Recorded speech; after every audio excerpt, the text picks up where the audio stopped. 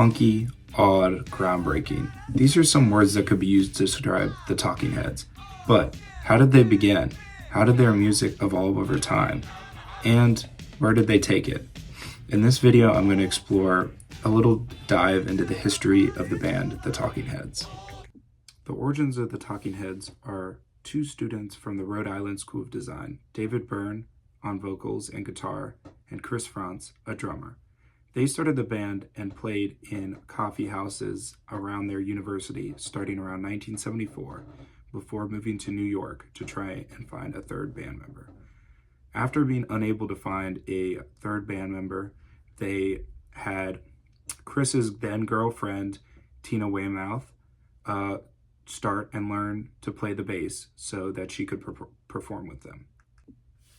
One of their first big gigs was being an opening act in 1975 for the Ramones. Over the next few months, they continued to play opening acts, and because of who they would open for, they got lumped into the punk genre, even though their sound was very different and very unique from other punk rock bands of the time.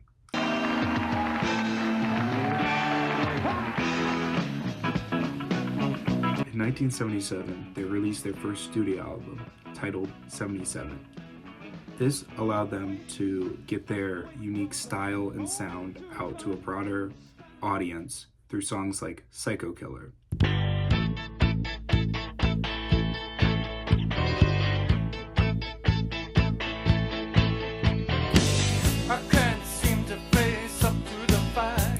While this album was a critical success, it wasn't necessarily a commercial one due to the fact they were still lumped in this punk genre, which some people strayed away from at the time. In 1978, they teamed up with music producer Brian Eno to release their second album, More Songs About Buildings and Food. In this album, they were able to shed their punk genre label and really became the pioneers of the new wave genre, which was more attractive to a broader commercial audience, which is why this album started to have them gain more momentum and have a more commercial following as well as success.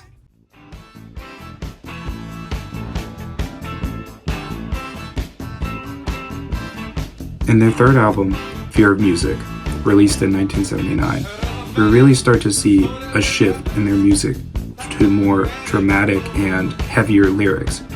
But this is also where they started to come into their own with how they blended and fused music genres, including African music, which became more of a staple in later albums. Their next album, Remain in Light, is one of their most well-regarded albums to this day. It saw them really dive into things they only experimented with in the previous album, Fear of Music, especially diving really into the African polyrhythms. The recording of this album is rather unique. Instead of recording songs all the way through, they would record long instrumentals. Then producer Brian Eno would chop these up and rearrange things to how he liked them. Then he would send these recordings to David Byrne, who would then write the lyrics for them. One of the most famous songs to come from this album is Once in a Lifetime, which David Byrne said was inspired from watching evangelist preachers on TV and hearing them through the radio. Thanks to the iconic music video, it's now considered one of the most recognizable songs from the 80s.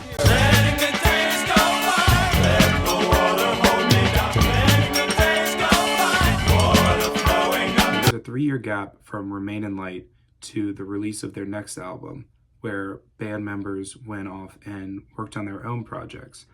But when they did release their album Speaking in Tongues in 1983, it was really heavy in synth and funk with some shorter songs.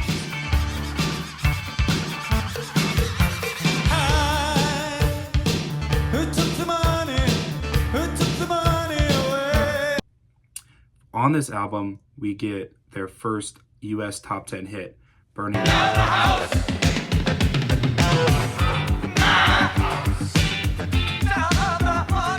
Their next album, released in 1985, Little Creatures, had David Byrne explore more themes of Americana. Also in this album, the songs were much shorter than previously and were more pop rock hits and less funk. However, this did become their best-selling album. The next album they released was made to go alongside the movie of the same name, written and produced by David Byrne, True Stories. This album doesn't have many notable songs, but Wild Wild Life is considered one of their last big hits and is on this album.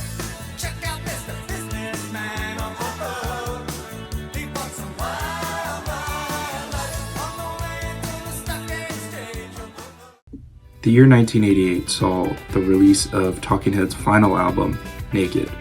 This was a return to African influences that were such a staple of earlier albums like Remain in Light. And for this album, they hired many African musicians to perform on the album. After this, the band went on a hiatus until 1991 when they released one more final single and then officially announced their breakup.